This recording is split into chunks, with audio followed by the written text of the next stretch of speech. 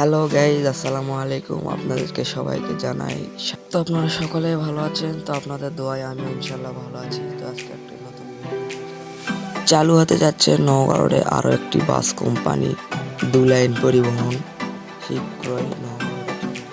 এই বাসটি ঢাকা থেকে রাজশাহী, বগুড়া, নওগাঁড়ে সার্ভিস দিয়ে যাবে। এটি একটি আশোক লেল্যান্ড ঈগল 1 এর চেসিসের উপরে বাসটি নির্মাণ করা হয়েছে।